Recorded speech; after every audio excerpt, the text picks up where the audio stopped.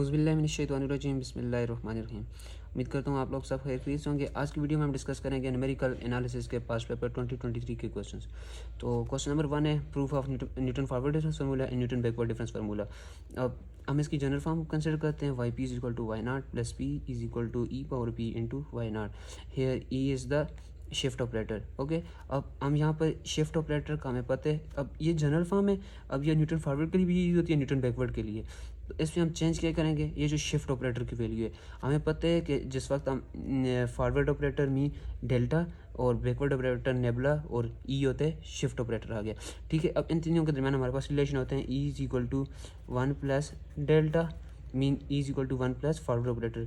Hair E is equal to 1 minus nabla whole power -1।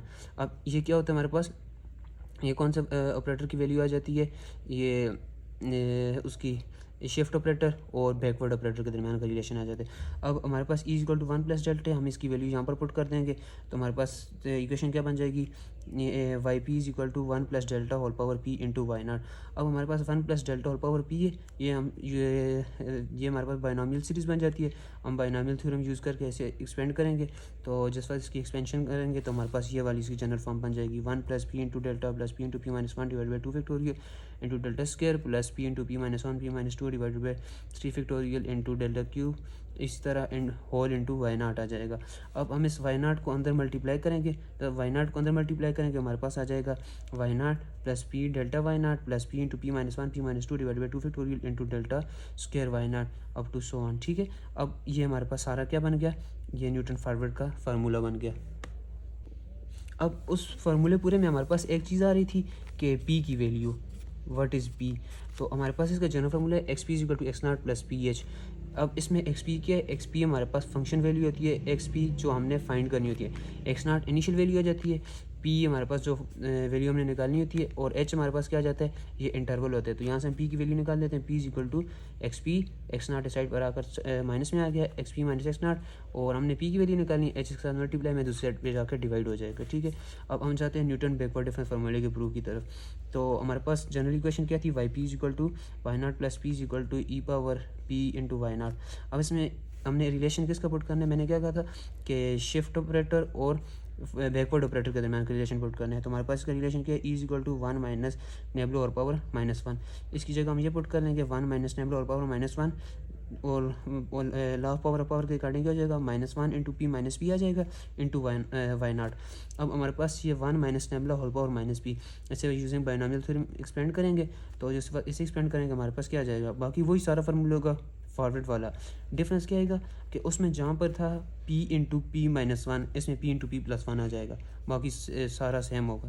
फिर हम why not को अंदर मल्टीप्लाई करेंगे, हमारे पास इसकी जनरल फॉर्म आ जाएगी Y naught plus P delta Y naught plus P into P minus 1 into delta square Y naught divide by 2 factorial plus P into P plus 1 into P plus 2 divide by 3 factorial into delta cube Y naught आ जाएगा।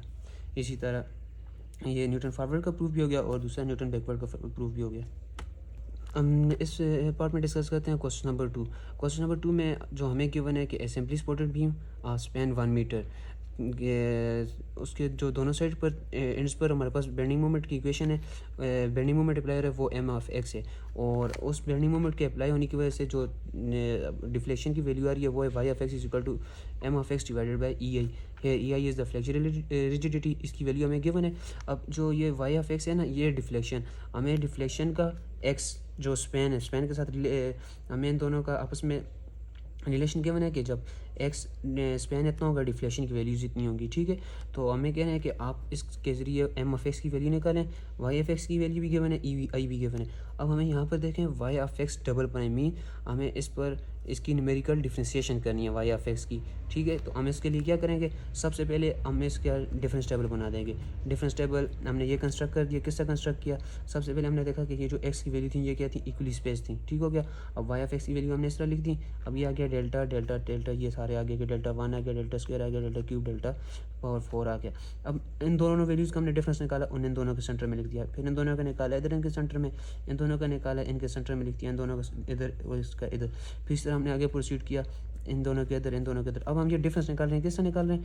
Next value minus first value, this minus this, this minus this, this minus this, ठीक है। This minus this किया, ये आ गया this value minus this value, this, this minus this, ठीक है। अब ये हम उस वक्त उस टाइम तक करते हैं जब तक हमारे पास लास्ट में एक वैल्यू रह जाए। अब हमने ये कर दिया, फिर हमें क्या कहा हुआ है कि इसके अकॉर्डिंग हम देखते हैं ना, तो हमारे पास आ जाते हैं, इसमें XP हमें निकालना है 0.1 के लिए, ठीक है। कि आप निकालें जिस वक्त हमारे पास स्पेन के 0.1। अब हम क्या करेंगे, इस पूरे जो हमारे पास इसका डिफरेंस टेबल बन गए, हम 0.1 देखेंगे, 0 और 0.2 के दरमियान में आ रहा है ना, मीन हमारी जो वैल्यूज़ होगी वो यहाँ पर लाई करेगी, तो उसके अकॉर्डिंग ये हमारा x0 आ जाएगा। हमेशा अपर वैल्यू जो होती है ना वो x0 होती है, और लोअर वैल्यू x1 y1 हम लेते थे, x0 y0 आ गया। अब x0 की वैल्यू हमारी 0 आ गई, XP की वैल्यू 0.1 आ गई।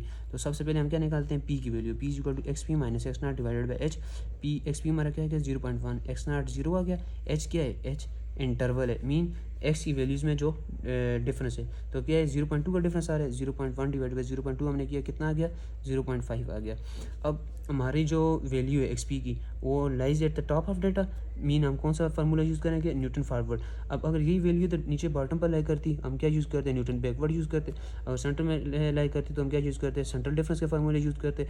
अब हमारी वैल्यू तो टॉप पर लाई कर रही है, मीन हम इसे इस तरह यूज़ करेंगे, ये हमारा y0 आ जाएगा, ये x0 आ जाएगा, ये डेल्टा 1 y आ जाएगा, ये डेल्टा स्क्वायर y0 आ जाएगा, delta Q y0, delta power 4 y0, ठीक है। अब हम न्यूटन फॉरवर्ड का हमें फार्मूला पता है, हमारा फार्मूला जाता है ये। अब न्यूटन फॉरवर्ड के जो फार्मूले होते हैं ना, हम इसके लिए क्या करते हैं, हम ये डायरेक्ट इक्वेशन भी याद रख सकते हैं। अगर डायरेक्ट इक्वेशन याद नहीं रखते तो इसके लिए हम ये करते हैं कि हमें पता है न्यूटन फॉरवर्ड का फार्मूला क्या है, y of p is equal to y0 plus p delta y0 plus p into p minus 1 divide by 2 factorial delta square y0 up to so 1 में ये तीन टर्म्स लिख देता हूँ। अब हमने इसका डेरिवेटिव निकालना है, y प्राइम ऑफ p, इसे हम डिफ्रेंशिएट करेंगे d by D P, with respect to हम इसे p डिफ्रेंशिएट कर देंगे, यहाँ पर y0 है plus p delta y0 plus p into p minus 1 divide by 2 factorial into delta square y0। अब हमें इसे डिफ्रेंशिएट करेंगे विद रिस्पेक्ट टू p, हमारे पास डेल्टा क्या हो जाएगा, डेल्टा कांस्टेंट होगा, इसी तरह आएगा, y0 भी यहाँ पर कांस्टेंट है, सिर्फ p के अकॉर्डिंग हमने डिफ्रेंशिएट करना है। और जितने टाइम हम डिफ्रेंशिएट करें, जिस तरह फर्स्ट टाइम डिफ्रेंशिएट करेंगे, यहाँ पर हमारे पास आ जाएगा 1 बाई h पावर 1। अगर 2 टाइम्स डिफ्रेंशिएट करेंगे 1 बाई h पावर 2 आ जाएगा, 1 बाई h पावर 3, इसी तरह थ्री टाइम डिफ्रेंशिएशन के लिए, थर्ड ऑर्डर डिफ्रेंशिएशन के लिए। और फर्स्ट ऑर्डर के लिए क्या आएगा, यहाँ पर ये 0 हो जाएगा, हमारे पास इससे क्या आ जाएगा, p D by D P of p 1 आ जाएगा, यहाँ पर डेल्टा y0 रह जाएगा सिर्फ। इसका हम क्या करेंगे, p माइनस 1 है, इसे मल्टीप्लाई करेंगे, क्या आ जाएगा, p स्क्वायर माइनस p आ जाएगा। अब इसकी डिफ्रेंशिएशन क्या आ जाएगी, 2p minus 1 divided by 2 factorial into delta square y0 plus up to so 1, ठीक है। इसी तरह अब हमें सेकंड ऑर्डर के लिए चाहिए थी, हम इसी तरह से सेकंड ऑर्डर तक प्रोसीड करेंगे, तो हमारे पास इससे ये इक्वेशन आ जाएगी, ये वाली इक्वेशन आ गई। अब 1 बाई एच स्क्वायर है, हम इसमें h की वैल्यू भी पुट कर देंगे, 0.2 है, p की वैल्यू भी हमें पता है, डेल्टा की वैल्यू हम यहाँ से ये जो मैंने लाइन लगाई है इससे वैल्यूज़ पुट कर देंगे, p की भी, डेल्टा की वैल्यूज़ भी सारी पुट कर दी, और h की वैल्यू भी। तो फिर मैंने आगे सिंप्लीफाई किया, हमारे पास क्या आ गई, 1 बाई 0.2 का स्क्वायर आ गया, क्यों कि हमने सेकंड ऑर्डर डिफ्रेंशिएशन की तब पावर 2 आई है, ठीक है। अब इन सब का मैंने सम लिया तो हमारे पास 10.95 आ गया। अब इन दोनों को मैंने सॉल्व किया तो मेरे पास 43.875 आ गया। अब ये जो वैल्यू आई है ना, ये आएगी वाई प्राइम ऑफ एक्स। हमारे पास इक्वेशन क्या थी, Y double prime of X is equal to M of X divided by E I, ठीक है। अब एम ऑफ एक्स क्या था, बेंडिंग मोमेंट था, ई आई क्या था, फ्लैजिलिटी, और ये क्या था, डिफ्लेक्शन। अब हमने ये चीज़ रिक्वायर्ड थी, ये भी निकाल दी है, ये हमें नॉन है, हमने ये चाहिए तो क्रॉस मल्टीप्लाई कर देंगे, Y double prime of X into E I is equal to M of X आ जाएगा। ई आई की वैल्यू गिवन है, दोनों को आप मल्टीप्लाई कीजिएगा, आपके पास आपका रिक्वायर्ड आंसर आ जाएगा। अब हम डिस्कस करते हैं क्वेश्चन नंबर 2 का पार्ट बी। अब इस क्वेश्चन में हमारे पास रिलेशन गिवन है डेंसिटी रो और एल्टीट्यूड एच के दरमियान रिलेशन गिवन है, ठीक है। एल्टीट्यूड हमारे पास यहाँ पर ये आ गया और हमारे पास ये इसकी डेंसिटी आ गई कि जिस वक्त एल्टीट्यूड इतना होगा तो एयर की डेंसिटी इतनी हो जाएगी, ठीक है। अब हमने निकालना है, किसके लिए निकालना है कि जब एल्टीट्यूड हमारे पास 10.5 हो जाए तो डेंसिटी कितनी होगी, ठीक है। तो हम इसके लिए क्या करते हैं कि अब हमारे पास जो हमने सबसे पहले क्या कंस्ट्रक्ट किया, क्योंकि हमारे पास जो वैल्यूज़ थी ना वो इक्वली स्पेस थी, तो हमने इक्वली स्पेस के लिए सबसे पहले डिफरेंस टेबल कंस्ट्रक्ट कर दिया। अब वैल्यूज़ इक्वली स्पेस थी तब हमने डिफरेंस टेबल कंस्ट्रक्ट किया। अगर वैल्यूज़ अनइक्वली स्पेस हो तो फिर हमने डिफरेंस टेबल नहीं कंस्ट्रक्ट करना, फिर हमने इसके अनइक्वली स्पेस के फार्मूलों की तरफ जाना है, जैसे Lagrange's interpolation formula, Newton divided difference formula, उनकी तरफ हम जाएंगे। ठीक है, जिस वक्त सबसे पहले हम क्या स्टेप होगा हमारा कि हम देखेंगे एक्स की values, either the values of X are equally spaced or not. If the values of X are equally spaced then we move toward the formulas of equally spaced interpolation formulas. Okay, अब हम इसमें जाते हैं कि हमने सारा difference table बना दिया, वही तरीके जो हमने पिछली वीडियो में डिस्कस किया। अब हमें क्या चाहिए था, एक्स पी इक्वल टू 10.5 है। अब इसमें जिस टेबल में देखते हैं हमने 10.5 टेबल से आउटवर्ड लाइक कर रहे हैं। मीन हमारे पास इंटरपोलेशन की दो टाइप्स होती है ना, एक होती है इंटरपोलेशन, दूसरी होती है एक्सट्रापोलेशन। इंटरपोलेशन होती है कि हमारे पास ये दो हमें पॉइंट्स गिवन है, हमें इनके दरमियान की कोई वैल्यू गिवन है, उसकी हमने आउटपुट निकालना है। एक्सट्रापोलेशन क्या होता है कि हमें ये दो पॉइंट्स गिवन है, इनकी नेक्स्ट वैल्यू हमें गिवन है, इनका डिफरेंस हमें सब कुछ गिवन है।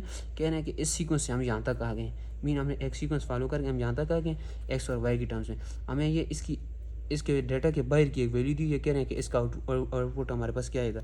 तो हम ये वाला फार्मूला यूज़ करते हैं एक्सट्रापोलेशन का। तो हमारे पास एक्स पी इक्वल टू 10.5। अब एट द बॉटम लाइक कर रही है ना एक्सट्रापोलेशन। अब एक्सट्रापोलेशन एट द फ्रंट भी हो सकता है, मीन हमारे पास ये जो वैल्यू गिवन है ना, इससे नीचे जब वैल्यू है तो उसके लिए निकालें, और वो इससे पहले वो एक्सट्रापोलेशन इससे ऊपर के लिए आ जाएगी। एक्सट्रापोलेशन एट बॉटम आ रही है, अब एक्सट्रापोलेशन एट द बॉटम है तो उसके लिए हम कौन सा फार्मूला यूज़ करते हैं, न्यूटन बैकवर्ड का। ठीक है, न्यूटन बैकवर्ड डिफरेंस फार्मूला मैंने यहाँ पर लिख दिया। ठीक है, अब फार्मूले की रिक्वायरमेंट के अकॉर्डिंग हमें क्या क्या चाहिए, हमें चाहिए कि एक्स पी से हमने एक्स पी भी आ गया, एक्स नॉट भी आ गया, ये वाला हम इन दोनों से हमने किसकी वैल्यू निकाल दी, P equal to X P minus X naught divided by H करके निकाल दिया। ठीक है, उसके बाद ये हमारे पास न्यूटन बैकवर्ड डिफरेंस फार्मूला आ गया, फार्मूला निकाल दिया। अब जो न्यूटन बैकवर्ड डिफरेंस का फार्मूला था उसमें वैल्यूज पुट करनी थी, पी की वैल्यू पुट कर दी, क्योंकि उसमें P into P plus one होता है ना, वही वाला फार्मूला।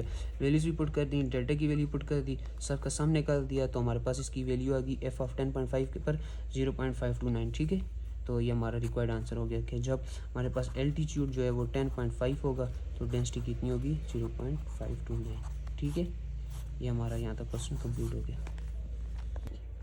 अब क्वेश्चन नंबर 3 है, इसमें हमारे पास आर एम एस वैल्यू का फार्मूला दिया है। R M S mean root mean square velocity का, under the root A to B integral A to B Y square D F X divided by B minus A. अब B और ए क्या है, ये limits हैं कि हमने कहाँ से लेकर कहाँ तक जाना है। ठीक है, वो हमें डायरेक्ट नहीं गिवन, हमें इस टेबल से निकालना है। हमें टेबल गिवन है एक्स वाई की टर्म्स में, ये एक्स की वैल्यूज आ गई, ये वाई की वैल्यूज आ गई। ठीक है, अब हमें इसमें क्या क्या चीज़ें चाहिए, बी ए तो कांस्टेंट है ना, हमें Y square integral Y square निकालने हैं। अब ये चीज़ें हमें खुद देखनी होती हैं कि हमें उन्होंने क्या गिवन होता है। अब इस फार्मूले को देखकर ये नहीं घबराना है कि हमें ये तो इलेक्ट्रिक सर्किट का फार्मूला गिवन है और हम न्यूमेरिकल एनालिसिस का पेपर सॉल्व कर रहे हैं, तो इसके लिए हमने अपने फार्मूले के अकॉर्डिंग जाना है। देखें, अब इधर दिए हुए सर ने वाई स्क्वायर डी एक्स, हमारा सारा टेबल किसकी फॉर्म में, एक्स और वाई की फॉर्म में। मीन हमें जो सॉल्व करना है वो किसके लिए सॉल्व करना है, वाई स्क्वायर के लिए ना। हमने सारी वाई के लिए सबसे पहले क्या कर दिया, स्क्वायर निकाल दी। अब अगर इधर ये होता कि आप सॉल्व करें X Y into D of X, हम पहले एक्स और वाई की वैल्यूज को मल्टीप्लाई कर देते, इधर एक अलग से कॉलम बनाकर उसमें लिख देते, फिर उसके अकॉर्डिंग इंटीग्रल सॉल्व करते।